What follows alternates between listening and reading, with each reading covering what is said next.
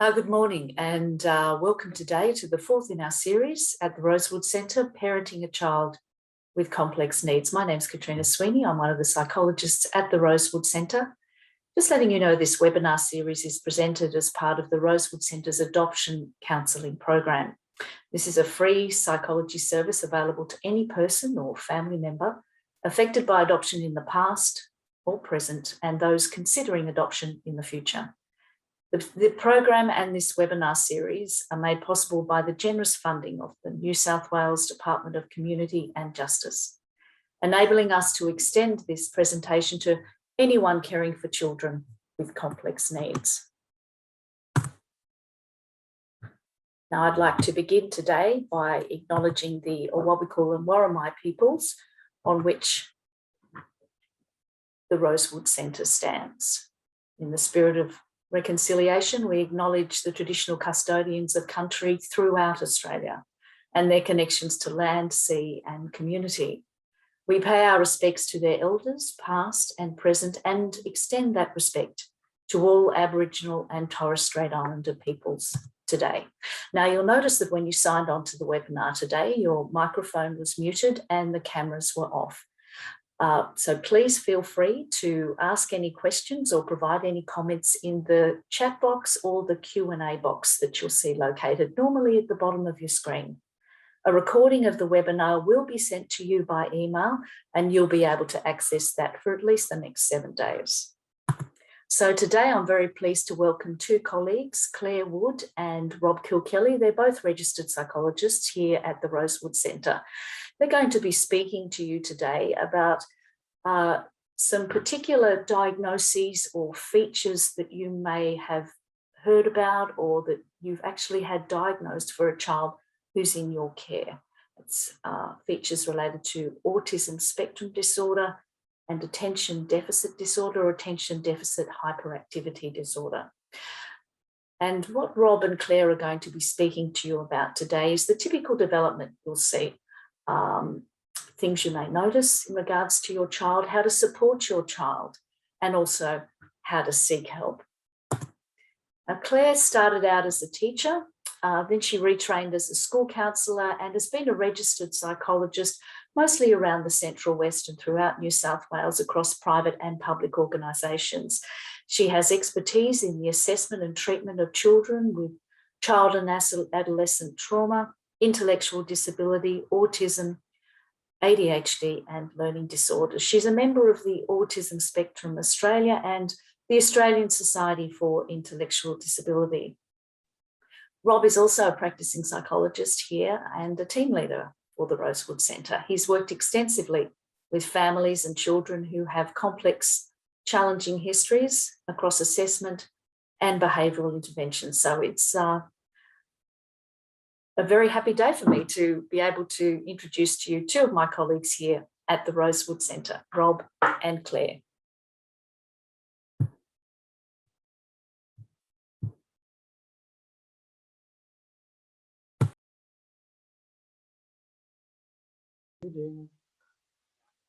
Oh, I think we're unmuted now. Thanks, Kate, for that. Let me just share our screen so you can see the slides. And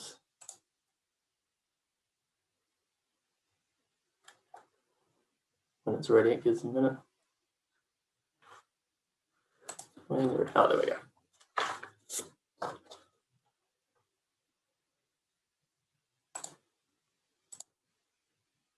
All right. Good morning, everyone. So I'm Rob and this is Claire. Good morning, everyone. And Claire's going to get us started on the first one. There we go.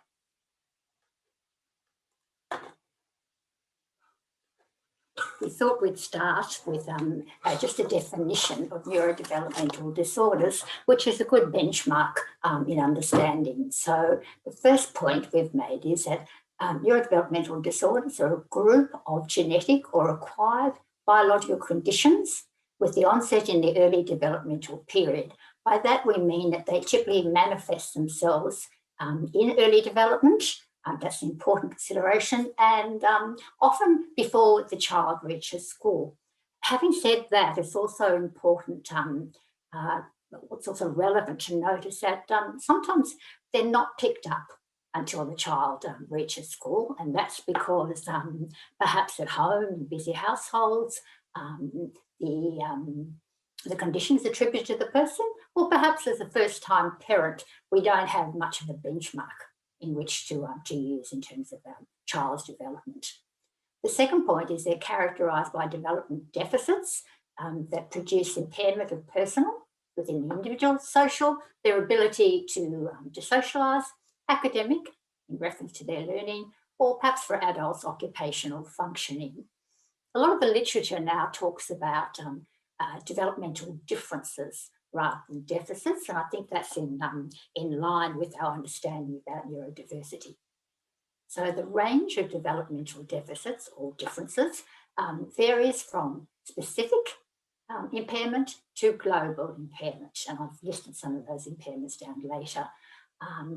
Then sometimes there's one specific deficit, sometimes there's more than one. So when we have more than one, like perhaps ADHD and a learning disorder, we talk about that as comorbidity.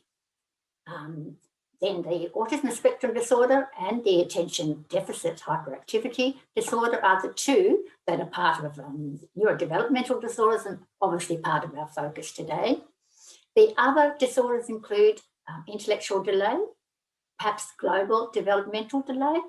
With the global developmental delay, we're talking about general developmental delays in perhaps speech, intellectual, motor skills. perhaps.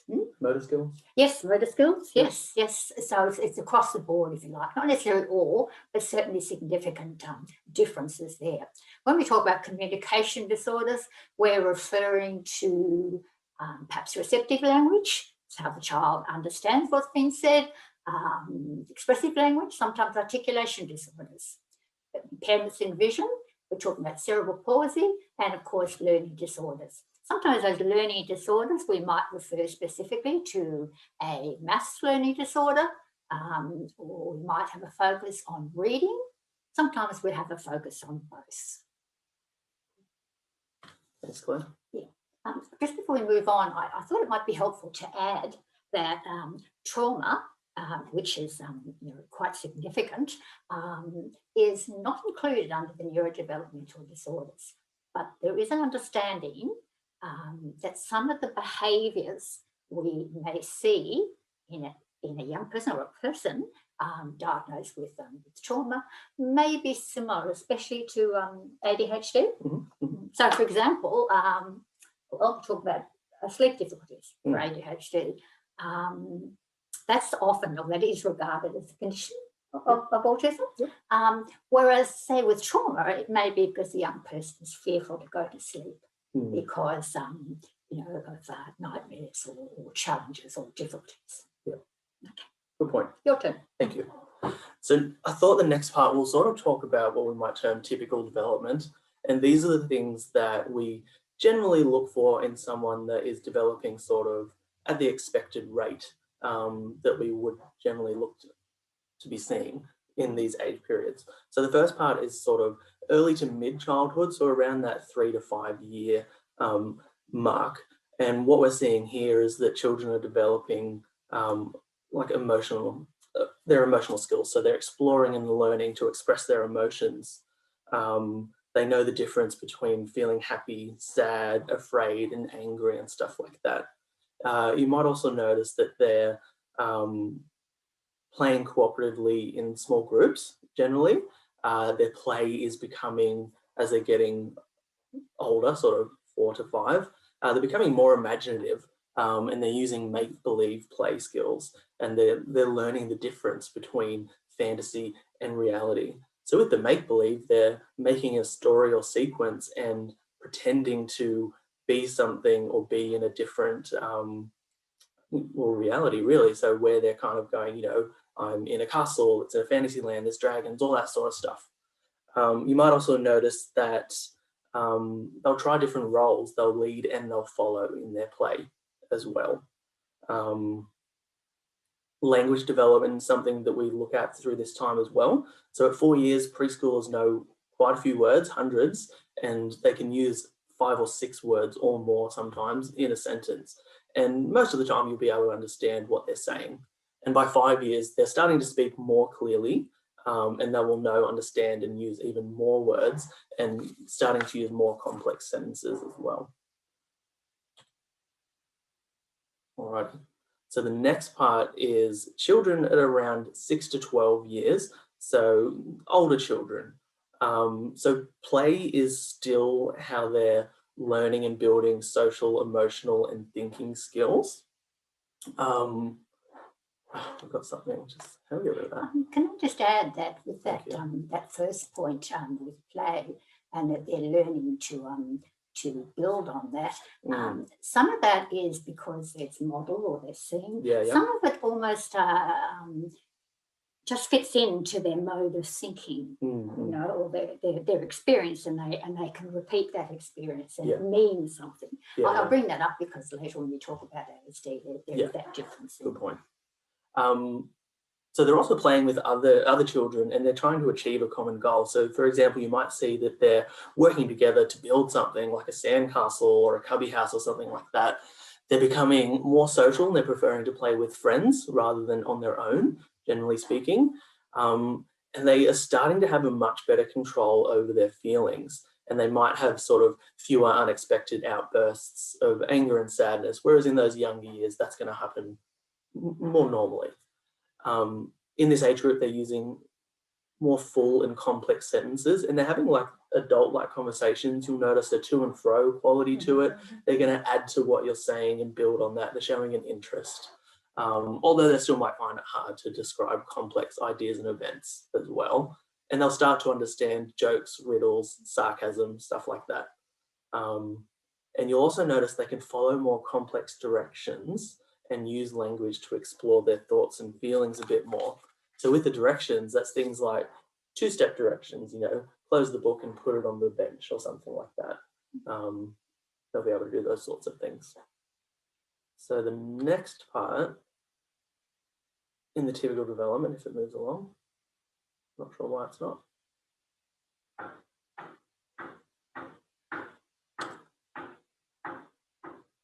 Sorry, technical difficulties for a second. Why's that not working? Oh, there we go.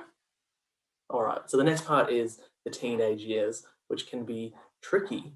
So part of this, you know, teenagers more typically, they're looking to make their own identity. They're working out who they are, how they fit into the world, and they're going to start trying new things. They're going to try different clothes, different subcultures, music, art, friendship, stuff like that. Friends are going to become really, really important to them, and friends really come to the fore sometimes more so than their family in this time. They're also going to start to be more independent. They want to spend time with friends and peers and less time with family, which can be hard when you've had a child for so long that, you know, you've been with a lot, and then it's really difficult sometimes for parents when teenagers are starting to assert their independence a bit more. Yes, and it's making their mark, their independence and selfness, that it becomes even more important, you know, from the parents' perspective than the parent themselves. That can be challenging. Their moods and feelings are still developing as well. So they're still going to get strong feelings, intense emotions, and sometimes their moods can be a little bit unpredictable. We get that, I guess, notion of the moody teenager. They're still not quite at that point where they can manage them as well as an adult, I suppose, is a good way to put it. And also, so this last point here is they're building a sensitivity to other people. So they're better at reading and understanding emotions in other people and taking their perspective as well. So they're reading things like facial expressions and body language, and that's really making it part of their ability to like read other people as well. They're still going to make mistakes sometimes because they're still quite young, but these are the sorts of things that they might do.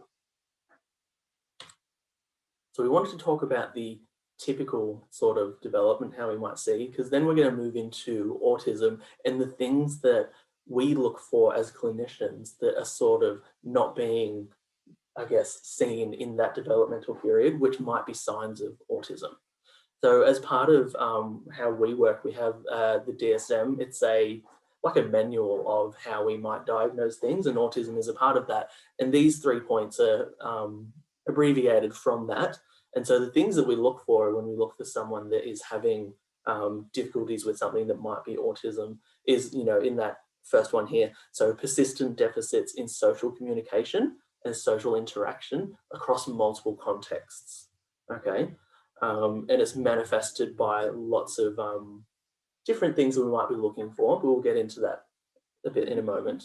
So the next part B there is we're also looking for restricted and repetitive patterns of behavior, interests or activities. And it has to be more than one, as you can see. I should have taken that out. And C there is that the symptoms must be present in the early developmental period. But sometimes where the difficulty arises is that the symptoms of autism may not actually fully manifest until the child is older, because their social demands haven't exceeded their capabilities just yet. And so sometimes when they get into the higher levels of school, that's when the social demands are actually exceeding their capabilities, and therefore that's when more signs and symptoms of autism might come out. Whereas previously, before that, they were able to function quite well because the demands weren't so high on them.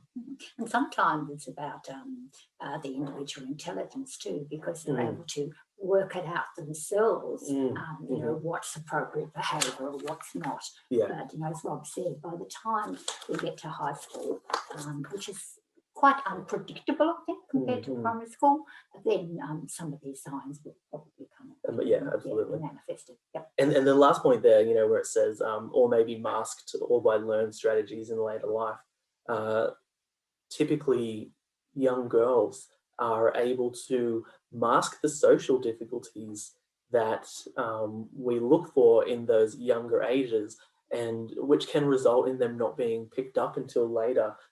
Typically, I'd say, would you agree, maybe more in high school rather than the primary schools? So you'd see a lot more boys picked up for autism in primary school than you would girls. Yes. And I suppose the boys were saying because you can see the behaviours, sooner, whereas that masking from the girls is a feature of females with autism. Yeah. So this picture just highlights kind of how the DSM, as well as the NDIS, looks at the autism spectrum. And it goes from one end of sort of higher functioning to the other end where it's more lower functioning, more severe autism. And you can see it's just this linear spectrum, really. And unfortunately, that's how the NDIS sees it. And I don't think that always captures accurately children on the spectrum, unfortunately. So as you can see, lower functioning, they might be able to, higher functioning autism, they might be able to engage in the world more, use their words to communicate, but they're lacking maybe some of those higher order social skills and stuff like that. And then it moves more towards the severe end of the spectrum, where maybe they're completely non-verbal, they can't express their needs in any sort of way, and they really need sort of behavioural support quite a lot. With the high functioning too, I suppose it's a bit like the old use of Asperger's. Yeah. Absolutely. Yeah.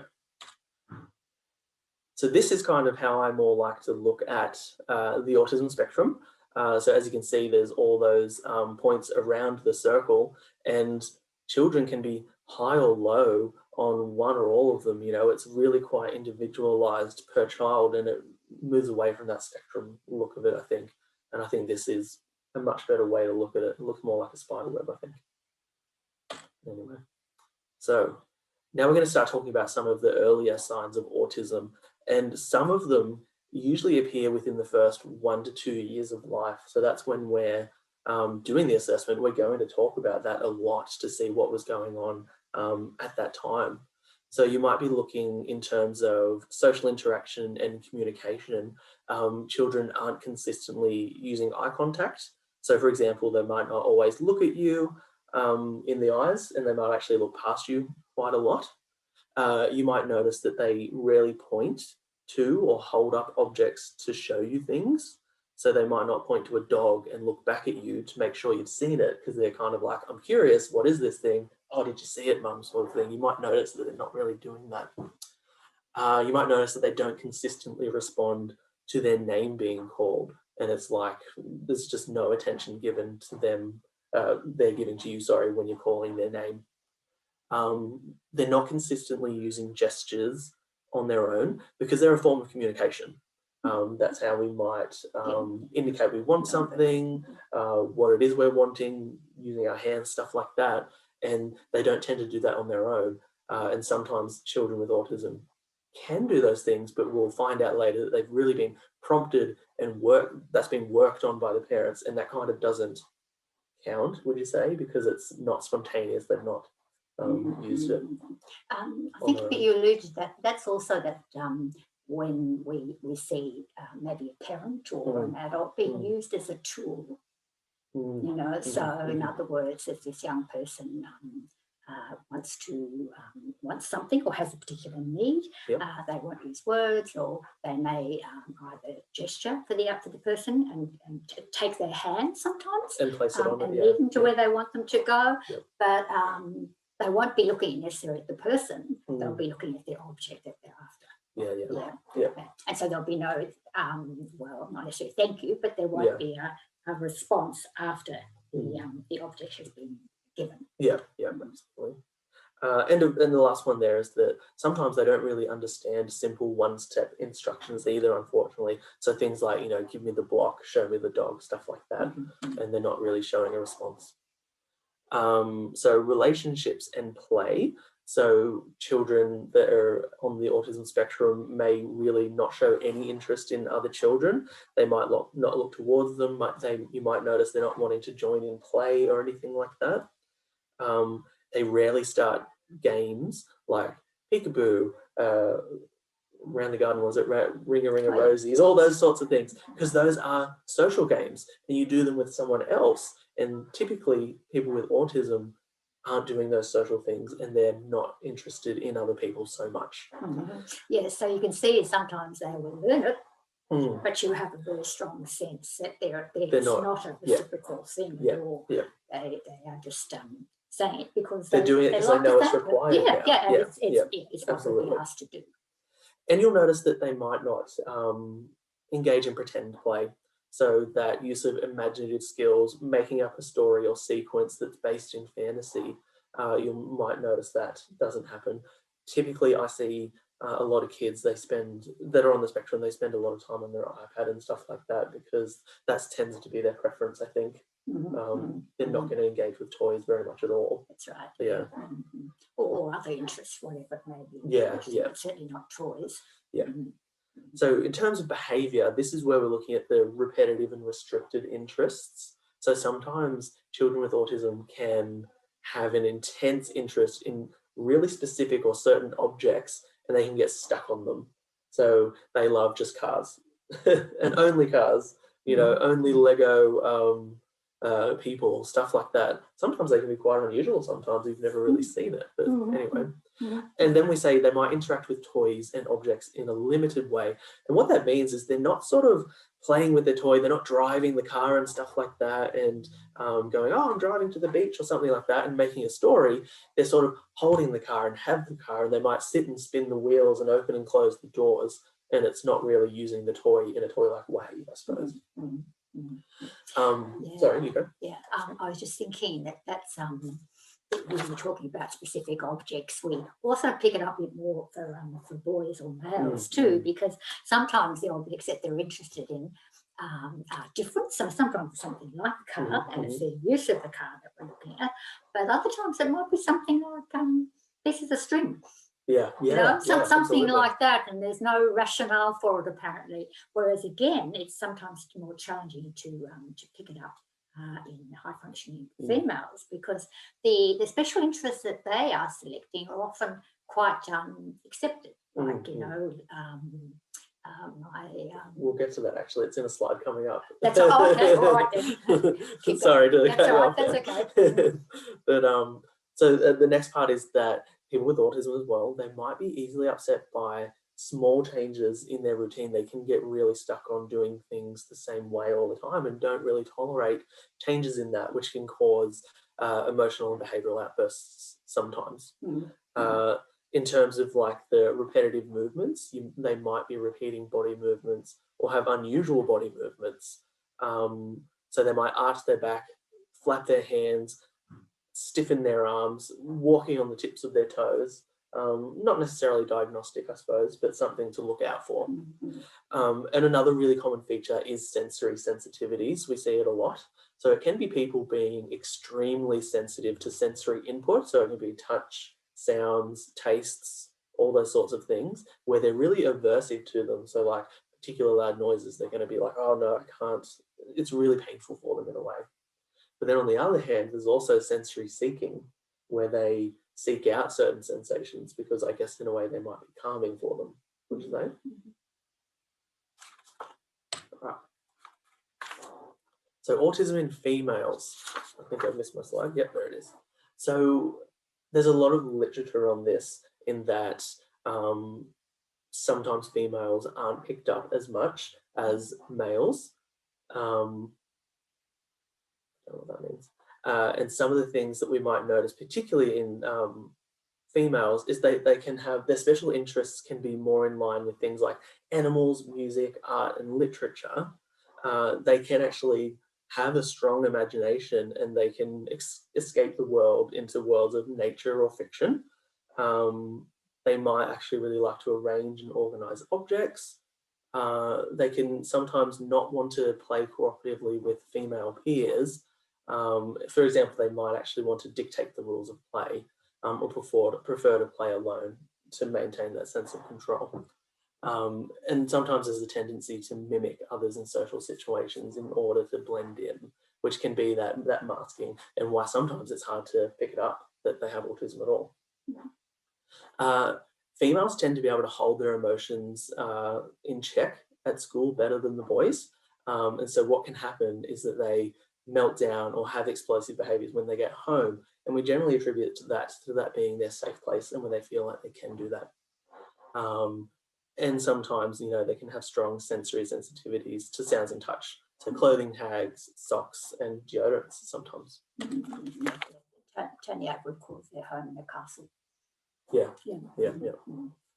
So we talked about the sort of the typical development because we wanted that to show the difference between what we might usually see and then the things we're looking for in someone with autism, in that those are the things they're not doing, which might signal that they may in fact have autism. So we also wanted to move into some things around supporting someone with autism as well.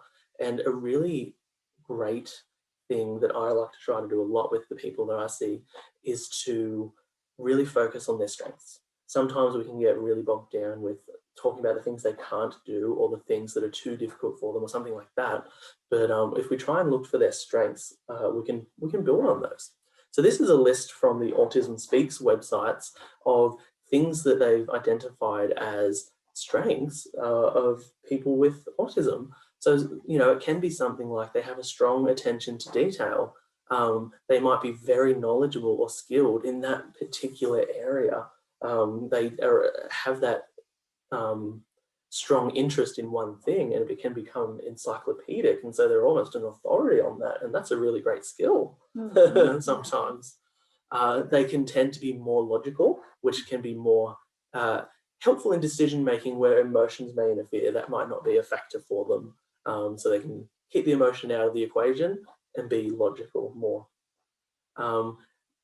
They can be less concerned for what others may think, which can absolutely be a strength. You know, I think we're all prone to anxiety and judgment from others, and sometimes people with autism aren't worried about that, so they're not going to get, you know, bogged down by it. Their visual processes, sometimes I suppose, they think in pictures or video. They can have average to above intelligence. They can be direct communicators, and I guess, you know, this idea of being loyal and honest and non-judgmental. So, supporting someone with autism. There's just a few ideas here, and it's definitely not going to be exhaustive, but the first one here is breaking things down into easy steps. Children on the spectrum can find it difficult to plan, organise and complete tasks. And this is known as an executive function skill. So help them by breaking it down to small achievable chunks as you're going along, rather than overwhelming them with this one big thing that feels too big to achieve, I suppose. There's lots of people use low sensory areas where they might build a tent or something, like a space where children can go and get away from the things that they're having those sensitivities to. Have you done much with that? Yes, Yeah. definitely. Yeah. Some classrooms actually have their own area. Yeah. Where the young person can move over there for To calm and regulate. they're overwhelmed with this, Yeah. the sensory stuff in the classroom. Absolutely. So they're really useful things sometimes. What was the next one? So telling their expectations and having really clear boundaries can be really helpful sometimes. So there's a big difference, I guess, when talking to someone with autism between saying, stop being messy, and giving them the clear boundary of, we don't throw rubbish, we put it in the bin. It's a lot clearer what you're expecting for them. So sometimes when you see a professional, it's talking about the language you're using with them as well, because it can be helpful sometimes. So the next one is to help them identify their emotions and behaviours. And I'd say this is true of any sort of child, sort of 8 and below, really. No child is going to be great at regulating their own emotions. And we'd always, as parents or adults in their lives, help them to do that anyway. But with people on the spectrum, maybe they just need that little bit more help as well. So emotion regulation, it comes less naturally to them, and they might need more support in helping to do that. So the first step would be learning how to manage strong emotions. So we need them to be able to recognize them. We might work on that a lot with them. It's like, well, what's happy, what's sad, all those sorts of things. What does it look like? And what does it look like in them? Okay.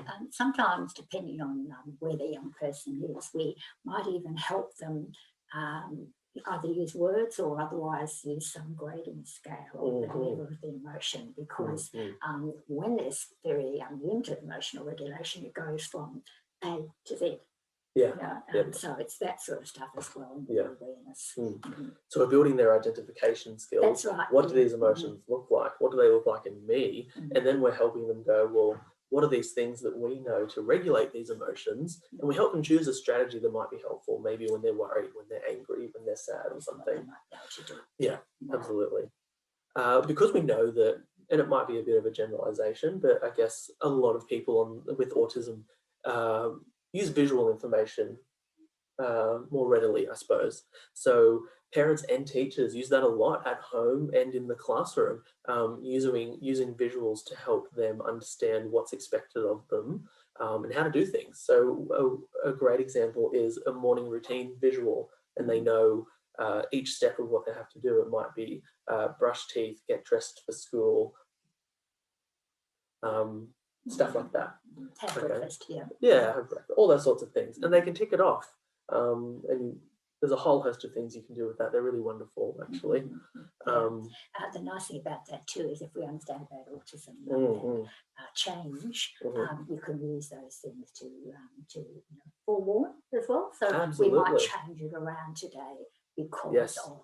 Yes, which really ties in with their difficulty with changing routine and stuff. So we can use those things for multiple uses, right?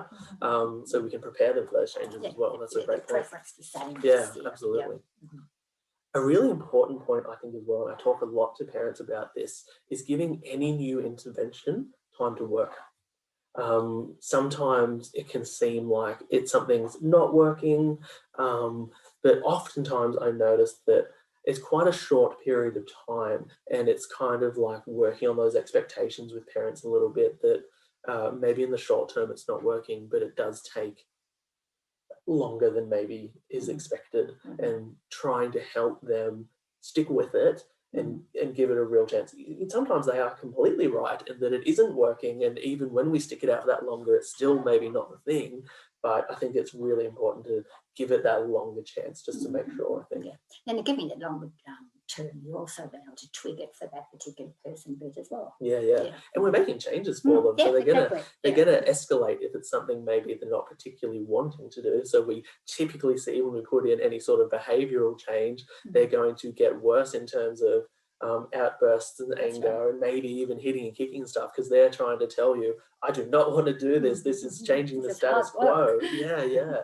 But we also notice that when they learn, and that's why it takes the time, when they learn that actually this is how it's going to be, then those things start to reduce over time, and it becomes a bit more manageable.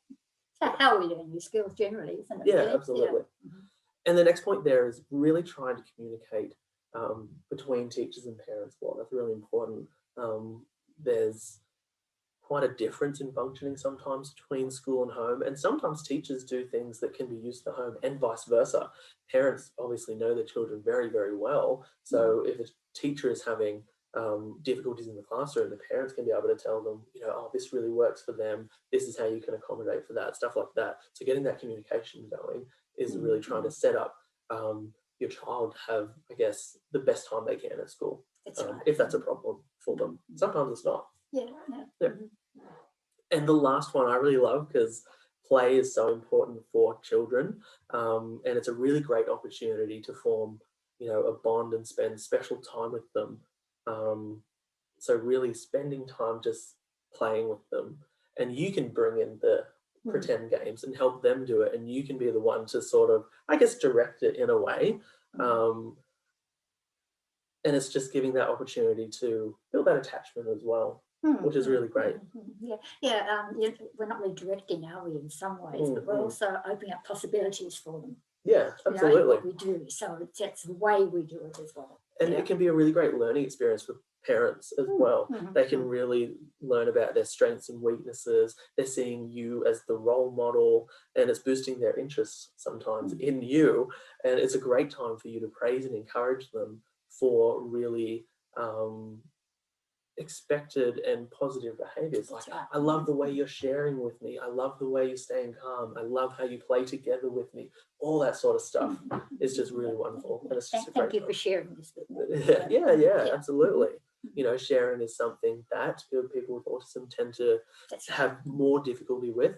And so when we're praising that, sometimes it can be that incentive, especially from a parent, that primary attachment figure, to keep doing it. Yeah, that's right. Yeah. All right. Now we're going to move into ADHD. All right, then. Again, starting with a definition, if you like, based on the DSM-5, which is the manual that we use. So, attention deficit hyperactivity disorder is a disruptive disorder, so it's very much a behavioural disorder characterised by the individual's inability to attend, and often that's presented as inattentiveness, to control impulses, presented as impulsivity, and to control constant movement, which is hyperactivity.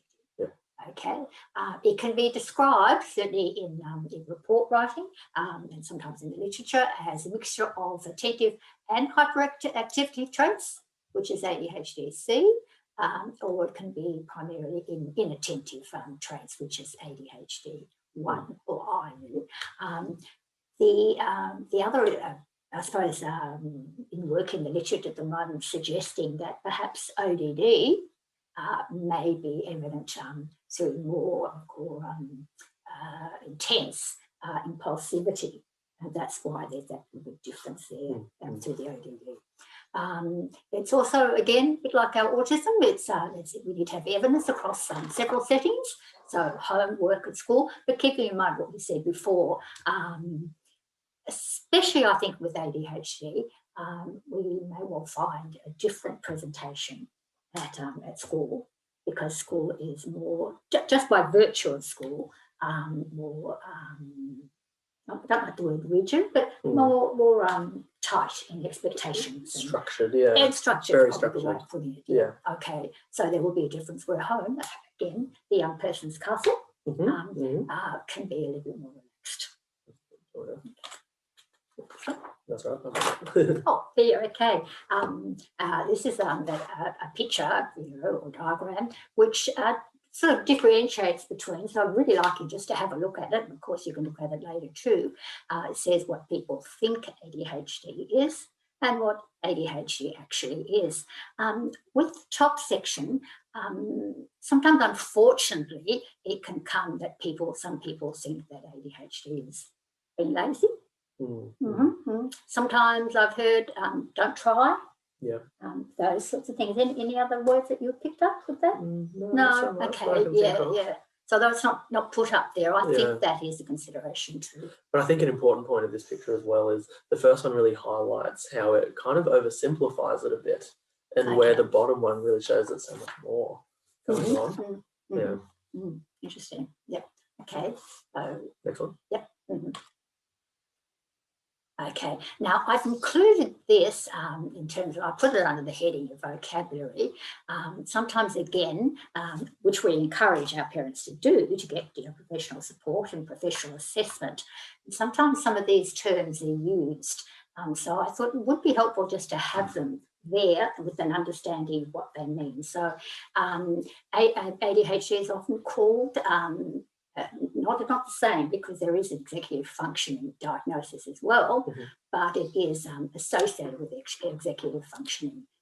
That's related to problem solving ability. It's also related very much to the ability to what we call initiate a task, start a task, maybe organise first, then start a task, sustain the task, and then complete the task.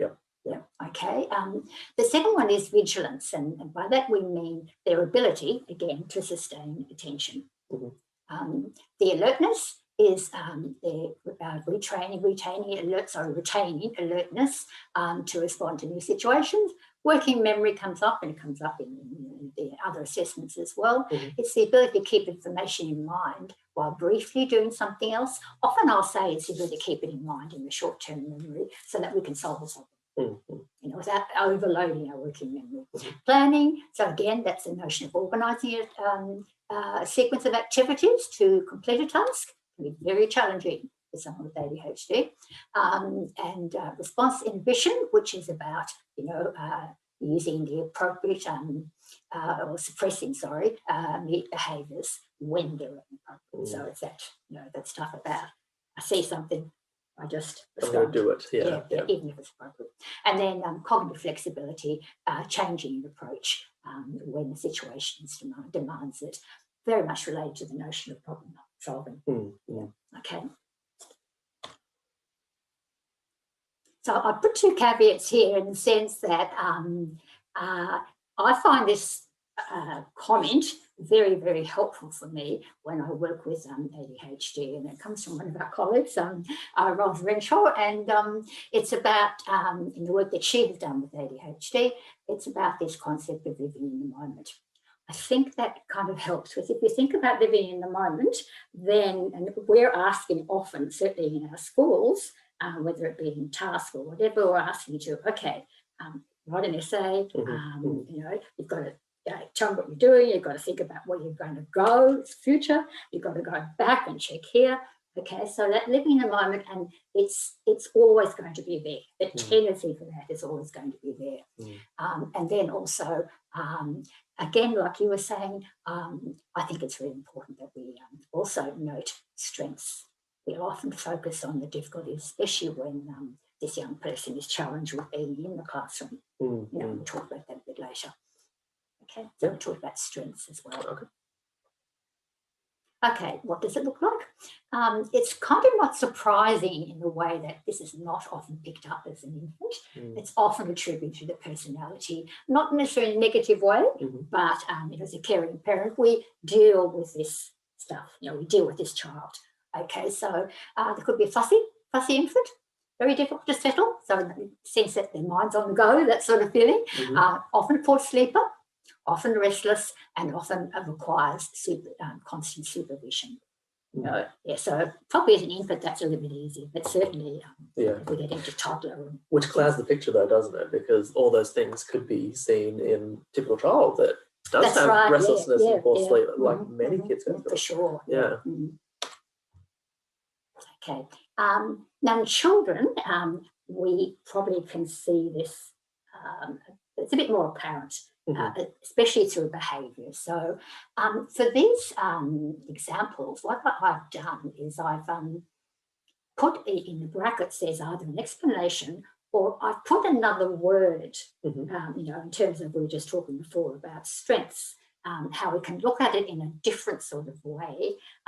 We still have to manage it, of course, or help this young person manage it, you know, depending on the circumstances, but it adds a different dimension, I think, and it's an important one too.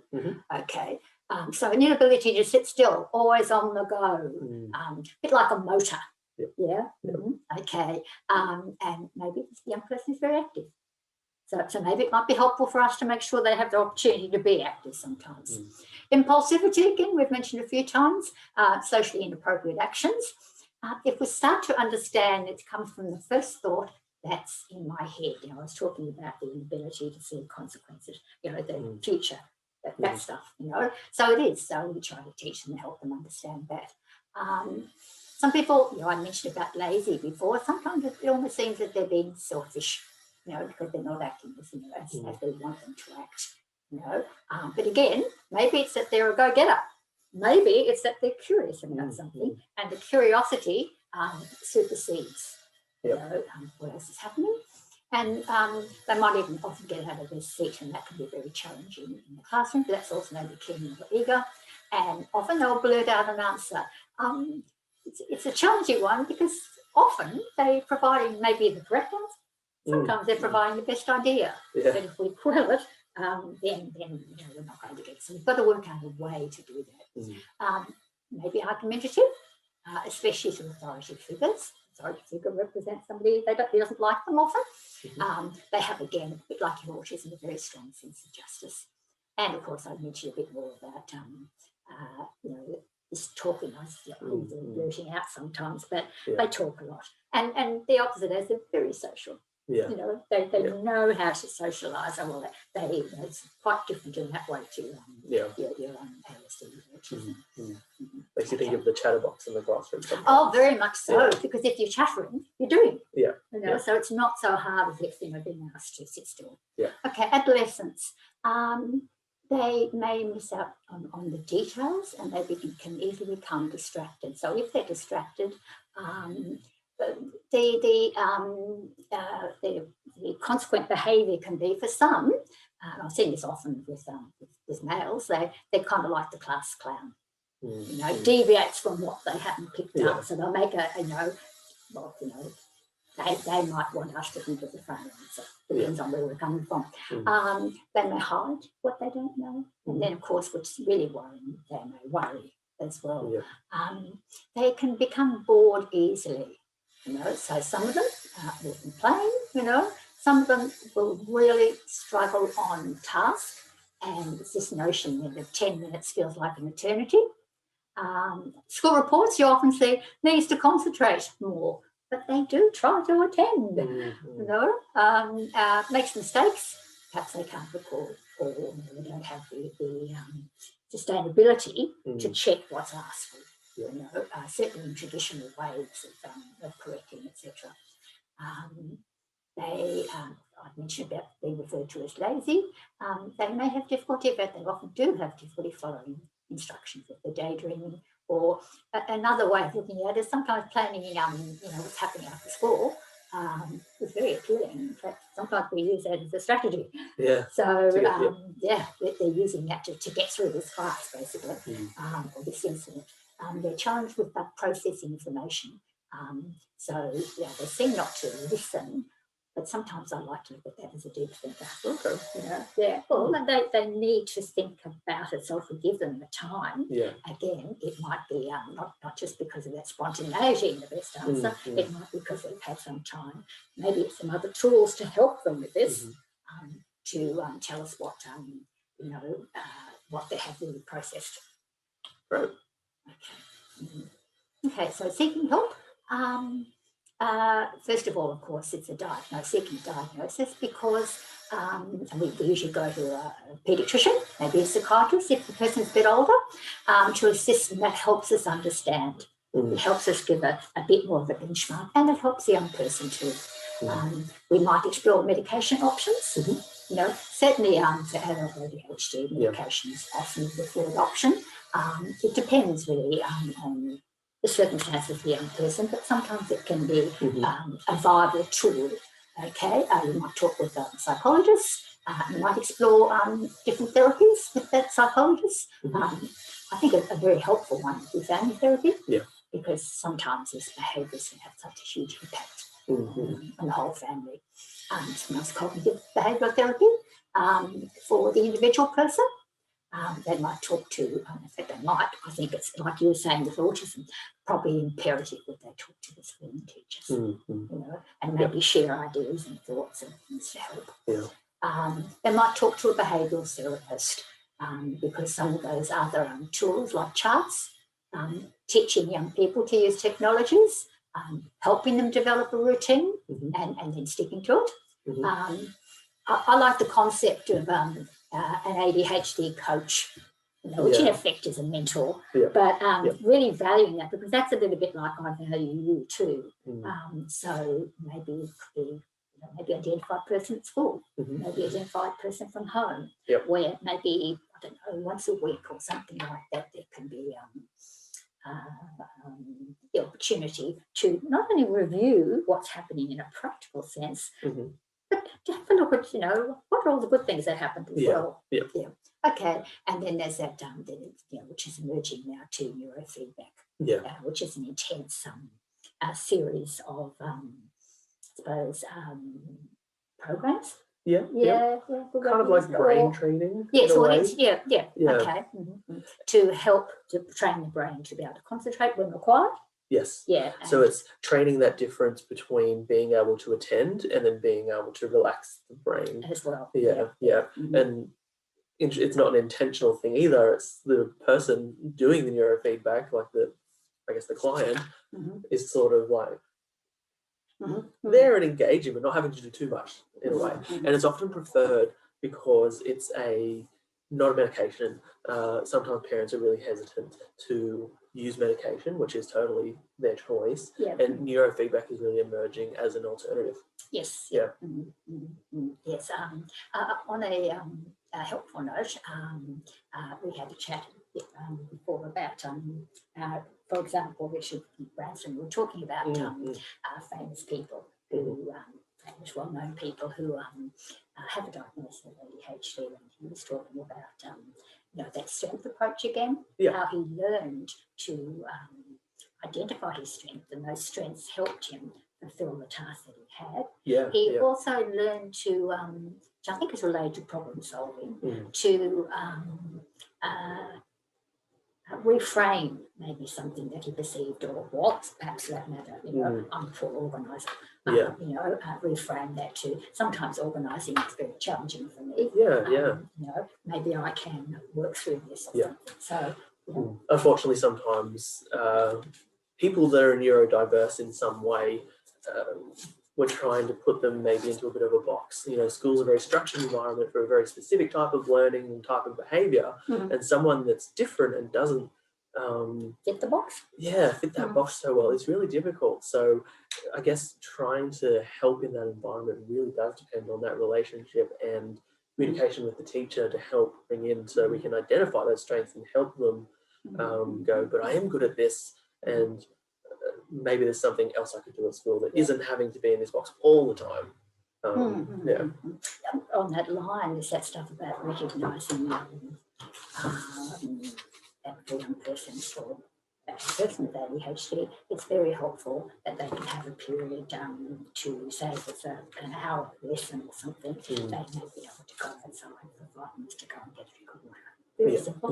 Or for a little person, the teacher might go and send them off to deliver a message. It allows them to break the time down, and all those sorts of things. Okay, so I think that's great. I think we've come to the end, which is time for questions, and I think Kate is going to come back in. I'm on the way. Hello. Hi. Thank you, everybody who was listening. We do apologise. One of those things that have impacted on all our sensory experiences today was the load of our local council deciding to cut up the tiles just outside Claire's room today. So we do apologise if your audio sounds quite disturbed today, but I think you probably would have been able to understand quite a few of the points that both Claire and Rob were trying to impart today. And of course, the recording will be made available. And I think I'll just get a nod from Rob and Claire to confirm that we can also send the slides as well, if people would just like to look at the slides as well as the recording to make sure that they've got that information available as well too. So we can put that up in the package. So while you're viewing what we're doing now and thinking about any questions that you'd like to add in, we have had a few come through. So I thought I just might put those to Rob and Claire now. And please feel free to use the chat box or the Q&A box that you'll find located at the bottom of your screen if you've got any thoughts that have come up for you. So a couple of questions that came in when people registered. Marie, I don't know if you're on with us today. I hope you are, or you'll be watching the recording a little bit later in your own time. Marie had a question about how to deal with a 16-year-old boy that has ADHD and ODD, so that's oppositional defiant disorder diagnosis, who won't listen and argues all the time. I can hear Marie's frustration in that. And Marie also noted that the 16-year-old, he's not medicated at this point in time as well. Any thoughts? Tricky one, the arguing all the time. It sounds like, and although we understand, there's a lot of language maybe that's being used about the oppositional defiant disorder. And so sometimes that can be very, very challenging because it makes boundaries murky. I would suggest we try and look at the ADHD factor first, if you like. And with the ODD, it's a little bit like learning to pick our battles. Yeah. There's a lovely thing I read about, I'm not going to buy a ticket for that show. You know, in other words, it's not helpful for me to engage much further with that. With that also, I would notice, and maybe that, you know, managing the ADHD symptomatology in a day could be very, very challenging. So that's also contributing to some of that oppositional behaviour. It looks like oppositional behaviour. So I'd probably even touch base with the idea around anxiety as well. You know, so ADHD stuff first. So it's that stuff about identifying behaviours, those sorts of things. Not engaging myself as much as I can in the oppositional. You know, I mean, clearly if it's an issue that I have to, that's different. But if I'm trying to talk about why I don't like this behaviour or why this is inappropriate or something like that, that is not going to be helpful. I think also it's really important in those situations that if they're seeking help from someone like us, that the family comes. So it would be both the parents and the 16-year-old, because, you know, a 16-year-old is existing in a family system and there's going to be much more going on than just them being oppositional.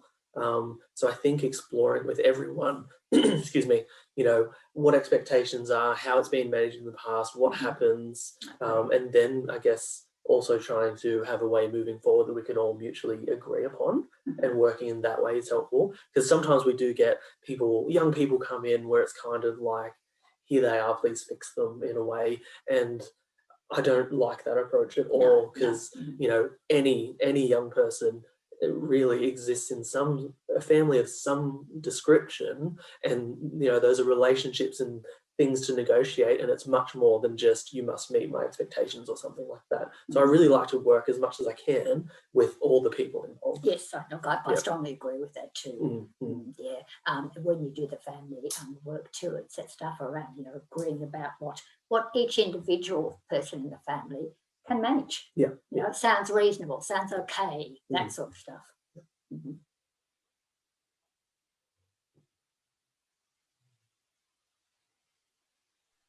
Okay, thank you. I hope that that's given you some ideas there, Marie. It's lovely to hear that reflection and that re-engagement of the idea of what's the relationships around the child, and taking care and also recognising what's going on, particularly for parents and siblings who are engaged with a young person. Because earlier on, Rob, you were talking about expectations around when we put strategies into place and having a look at what we actually think is going to change and what the time frame may be. And when we look at expectations, perhaps as parents or carers, we also maybe need some support to reflect on what we expect of ourselves in those moments, because particularly when we're caring for children who we may not have had the chance to have them from when they were born, the expectations that we have of what we're going to be able to do for those children and with those children can often be really quite high. And the capacity to step back for a moment and also have the support as an adult to go, well, what is this behaviour bringing up in me? In what way am I feeling uncomfortable about what's happening here? And I don't think we should step back from the idea of being able to support and care for the adults that are also there in that relationship as well too, because they're going to be, as you mentioned, the models and the coaching team, if you like, in order to help the young person move through their development in the way that can bring out their strengths in as many situations as possible for them. We've had a couple of other questions come through. Thank you to Pete. I can see you've got one there. There's another one I'm just going to go to first, and then we're going to have a look at your question. So we've had two people Michelle prior to the session and another person in the chat line are asking for some differentiations between complex trauma or trauma and the symptoms or the features that you will see around ADHD or autism, and how we can sometimes have confusion with those. And also, are there any tips or hints in terms of how we might approach teasing that out and working out what we're actually looking at in the child at this point in time? We kind of alluded to a little bit of that difference that, trauma is not one of the neurodevelopmental disorders. However, the question is quite valid in the sense that some of the behaviours we see can overlap, certainly with our ASD and our trauma. It's then about trying to work out, what's the reason for the behaviour in effect. I mentioned about sleep before. So one is we understand it's a condition of ASD. So in terms of your work with ASD, what would you say we would do with trying to manage sleep for somebody on the spectrum? Sorry.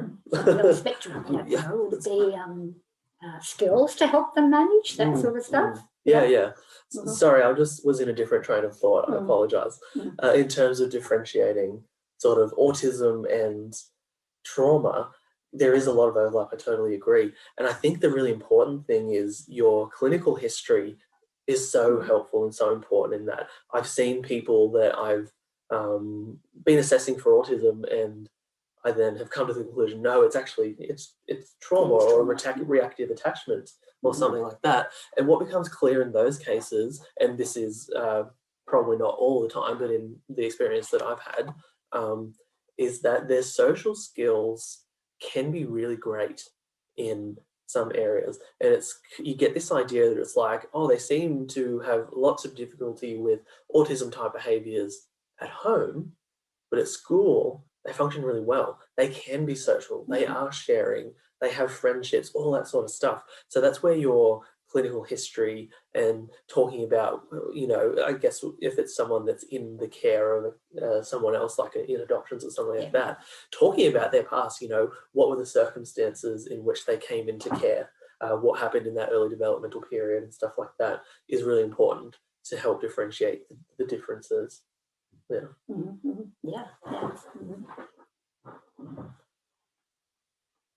I don't think I have anything else to add. I can't remember all of the questions. Sorry, Kate.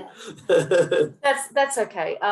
The lap over of what we see and trying to work out how is this brain responding to its environment, I guess, would be at the basis of what we're looking at. And also, how has it responded in the past? What came through with the way Claire and Rob were both talking about how autism or ADHD, ADD is diagnosed is quite specific criteria, and looking at how those apply across environments. And that may not be what you see with a child who has a history of trauma.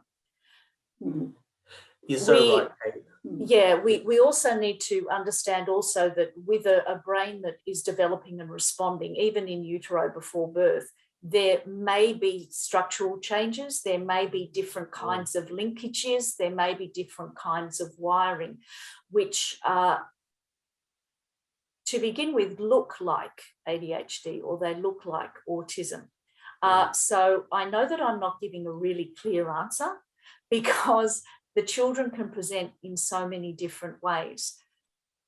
At the heart of it, a child's behaviour, I think that everybody who is on this call, and I know definitely Rob and Claire will concur with this, behaviour is communication. What is the child trying to communicate in this point in time?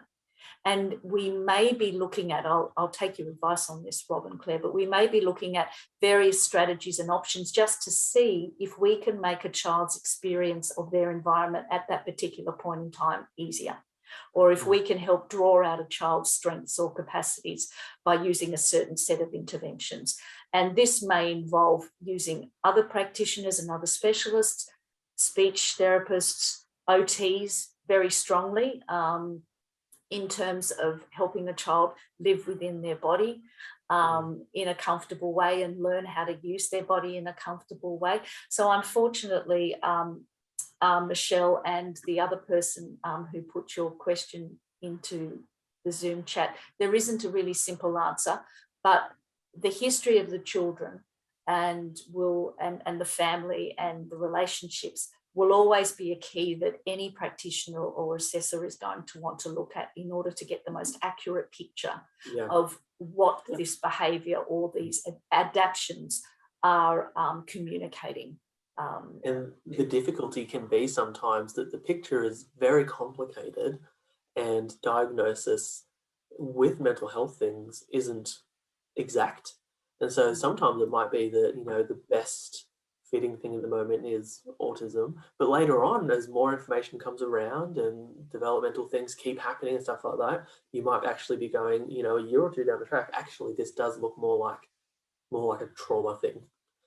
So yeah, unfortunately, sometimes it may be labelled something, but later on, when more information comes to light, more stuff happens within, might actually revise that. And that adds to our understanding of this young person.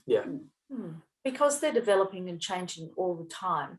And very often their environments, particularly those who are moving through a world in out-of-home care, their environments change as well quite dramatically. That can happen. And Rob did mention earlier on the quite linear approach of the NDIS in terms of trying to access supports. And the DSM, our diagnostic tools. So often supports are linked not just at school, but through the NDIS to having particular diagnoses as well too. So I think we need to be honest in looking at how different diagnoses or different factors need to be considered and what the implications of those are going to be for a child. Because a clinician such as Rob and Claire who do assessments also have to think about what will it mean having this descriptor added to this child. How will it be for the child to have this label, if you like? How will that be in their life? Not just now, but into the future as well too. I think I've spoken a bit now, so I might move to Pete's question. Pete wanted to know if you could explain the correct route for diagnosis for a child displaying both ADHD signs as well as autism. He's a six-year-old male. And Pete further explains we're at the start of our journey down this road and have had conflicting advice where to start. which is extremely frustrating for them as the carers or parents of this 6-year-old boy. That's very frustrating. I guess my suggestion would be to start, I think, with a psychologist, really, because if you're looking at autism and ADHD, you can really assess all of that together, really.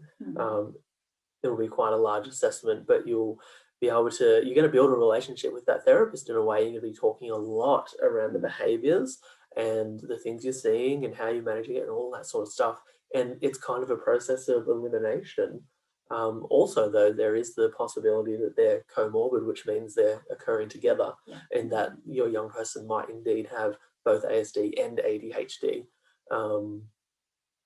So psychological assessment and reporting, I think, is a really good way, because it can look at all the things going on right now, your concerns, assess, you get an opinion formed, and you also then get recommendations for where to from there, which might be accessing the NDIS, seeing a paediatrician for medical management of ADHD symptoms if those were to stand as being supported and an issue in your young person's life. And then you've got that ongoing, hopefully, relationship and support moving forward. What do you think, Claire? Yes, I agree. I was just thinking in the assessment stage, we were talking about gaining developmental history and a rich history of this person, and then linking it in with either or both of the two questions about ADHD and or autism. So you're using it both in a I suppose a quantitative way, but we're also, and as psychologists, we will do this too, not rely on it alone, but we'll also perhaps get the people in this young person's life to maybe fill in some performers that are appropriate, so we can get some sort of other feel. I will often link not only the numerical responses I get, the rating scales, but I'll also look very closely at what they are, what are the items as well, because that will add to my story too. So it's that really deep history and background and things like that we need to, it's helpful for us to gain. Which is what you're going to get from a psychologist. That's right, yeah. I think if it's looking more in terms of a practical sense, being 6, maybe linking in with a paediatrician first could be a good way, because if you get a referral from them for assessment with a psychologist, you can access some Medicare rebates. It's not a whole lot, but I guess, it can be helpful for some families. So I guess even a step before that, I think you have to see a GP, then the paediatrician, and then the psychologist. Yeah. It's very helpful. Again, we're talking about, I suppose, NDIS and things like that, to have the support of the work that we have done from our paediatricians as well. It's what makes more of a team approach, for sure. And Pete wants to know clarity. Are they needing to look at a clinical psychologist? Yeah, that's a common misunderstanding, but it's out there, so I totally get why you might think that. But no, the answer is you can see any psychologist that works with children and can provide that diagnosis.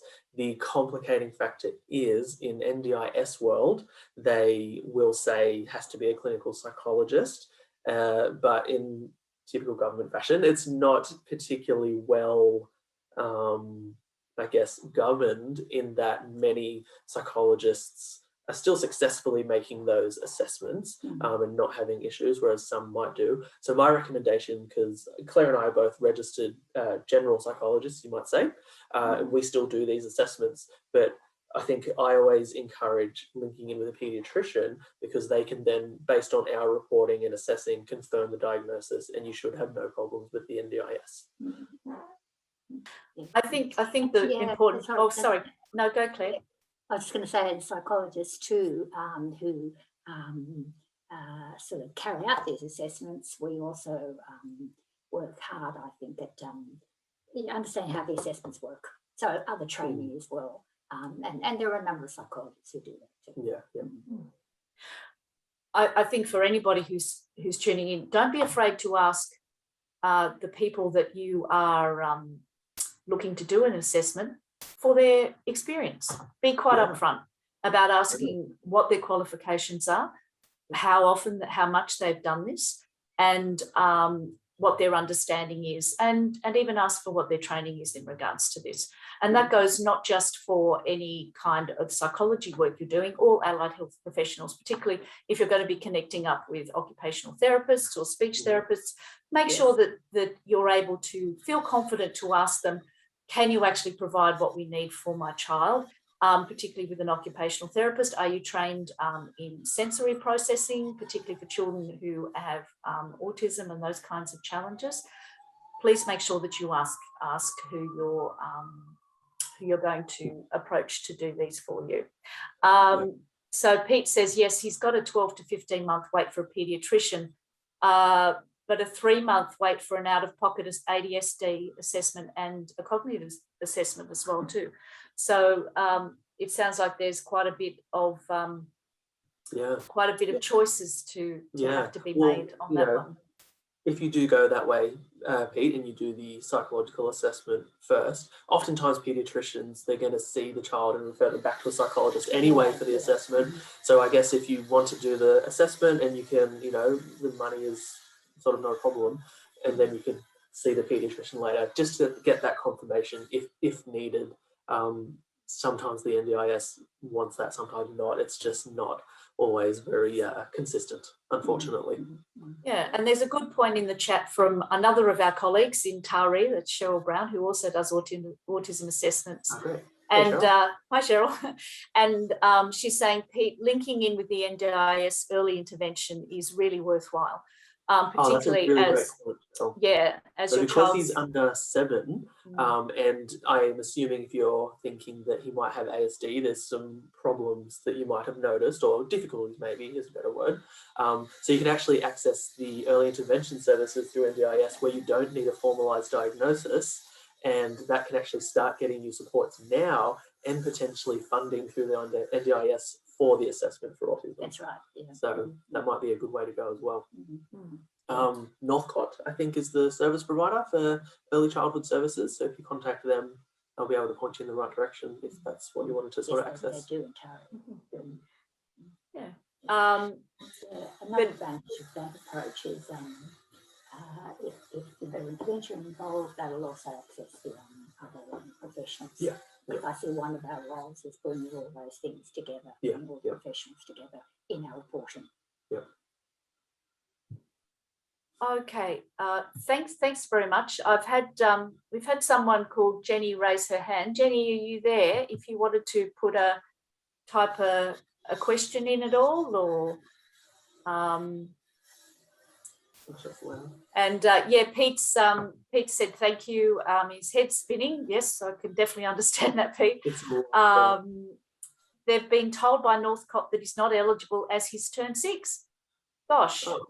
So much confusion there.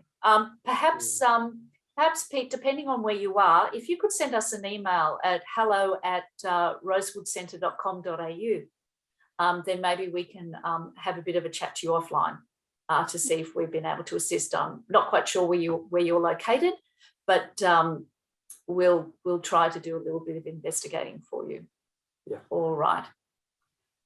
Okay, so we don't have any more questions at this point in time. But I guess something that occurred to me, we mentioned medications for ADHD, and there has often been an idea that somehow people will grow out of ADHD. What are your thoughts around that? No, they won't grow out of it. It may be manifested in different ways. Often for many people, they learn to certainly better manage the external behaviours. Yeah. So you're not going to see them if they're in a conference or something like that, and they're very, very anxious about or can't concentrate or any of those things. They're not going to, or most won't get up and leave the room or something like that. But it still is occurring. In fact, going back to Roz's work, she found that they recognised people, the ones she interviewed, that it was so important to maintain organisational strengths because if they didn't, then they would not be able to manage. So no, it doesn't go away. It can just be manifested a bit differently. Which is quite similar to autism as well, in Yeah. that young children may present with these difficulties, and over time, either with assistance, and sometimes they can do it on their own, more intuitively, I suppose, they learn to manage. They figure out how to manage their differences to be able to function in a way that I guess is more necessary, I suppose, something like that. But so oftentimes you can see that a child that may have been classified as severely autistic, actually move down in their severity rating because they've learned and they've changed and they're able to function, I guess, in a different way to when they first started. And so they're not autistic anymore. I guess their severity and ability to manage is just increased. Just going back to your ADHD, it's also an understanding, this is for the adult with ADHD particularly, or maybe adolescents sometimes too, that maybe some of the methods that they utilise to do this organising or to do their learning or to complete their learning, maybe, I'll say unorthodox in some ways according to some, but they're certainly not helpful coping mechanisms. We don't want that, of course. But I'm just thinking of an example of somebody who recognised that when learning something, it was more helpful for them to walk while they learn.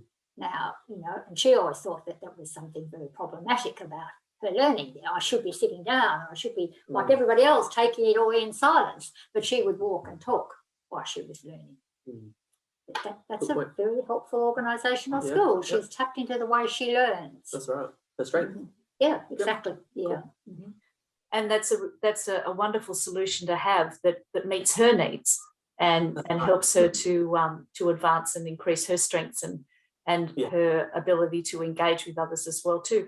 We've had another question come in from Ebony. Hi, Ebony. Thanks very much for that.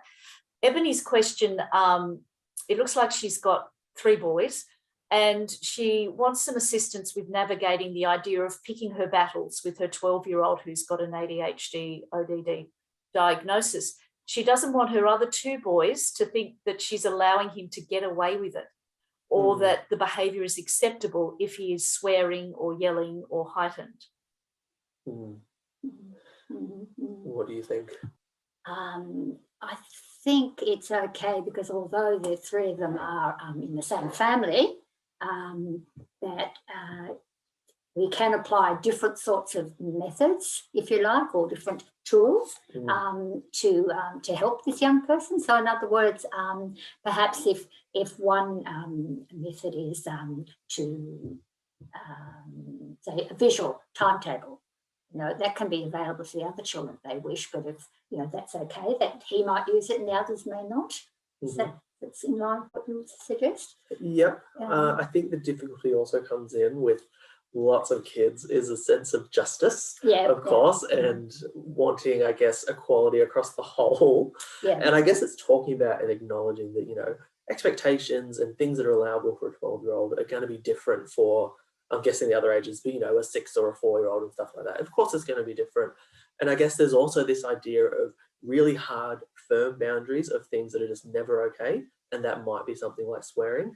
And then I guess more permeable, floppy boundaries that might be a little bit more negotiable. And that's going to be based on your family, your values, your expectations as well, and how you want to manage those. I think that goes back then to the stuff of the family communicating together. Now, whether that be through family therapy or whether that be a time when we sit down. I've worked with families where they have a big whiteboard, and so everybody has the opportunity of putting in what their commitments are. So it's helpful for the one who really needs that because they're not very organised, but it gives everybody a say at the same time. That's great to bring up that idea of the sense of justice too, which we can see as something that is quite a point of friction, not just within the family, but also at school, which can come up again. Maybe what we'll do is we'll have a bit of a chat amongst ourselves and see if there's any resources, particularly around the ODD aspect of things. And maybe we'll send that out as a link as well when we send out a link to the recording, so that Ebony and others can have a bit of a look at those resources and see if there's anything in there that you can use to match your family's circumstances. So we're getting close to the end of our time now. The end of our time now for the webinar. Was there any other thoughts that have occurred to you, Rob and Claire, that you wanted to emphasise or make sure that people could take away with them today? I think a main point would be, let's try and look for their strengths. I think really a strengths-based approach is just wonderful, and I think it makes things at home hopefully sometimes a bit easier than, because it can come across as criticism sometimes of you can't do and you should do and stuff like that. Yeah, I think that'd be the main one. What do you think? And in celebrating strengths as well, or recognising strengths as well, we're also, as a strength, we're encouraging communication, amongst family, and things like that. So I think that's also very, very important too. So it's not, one person's responsibility or anything like that. There are ways we can all support within our own capacity. Yeah. Yeah.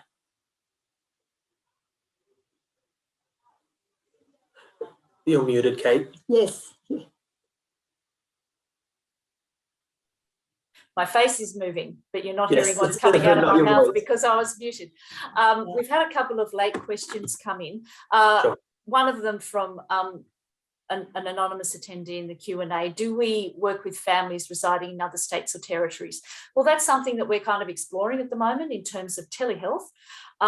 What I'd suggest is for that person with that question, send us an email at hello@rosewoodcentre.com.au and we can have a bit of a chat about what we may be able to provide for you, or also maybe link you up with some other services that may be more local to you, particularly in terms of being able to see a family and see behaviours. That's something that can be very important, not only in assessments, obviously, but also in seeing how treatment is going for other members of the family as well. And we have had a question in. Hi, Jenny. Jenny raised her hand a little while ago, and she's got a question about eating disorders in her 14-year-old.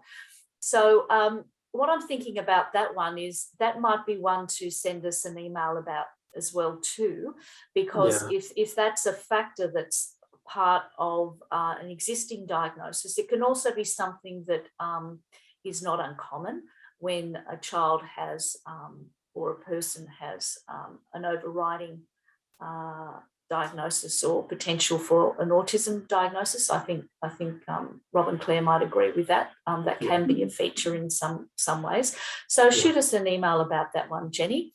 And I'll be putting up a slide that also has our details there. So in case you're trying to quickly write them down now.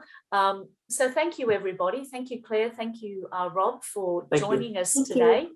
It's been an absolute thrill to have everybody attend. And of course, all of these slides will be available to you, or the slides and a recording will be made available to you in a couple of days after the end of the seminar, after the end of this webinar. So take care, and I hope you all have a good day. And I'll just pop those up for us, and take care and all the best. And any questions, please send them through to us.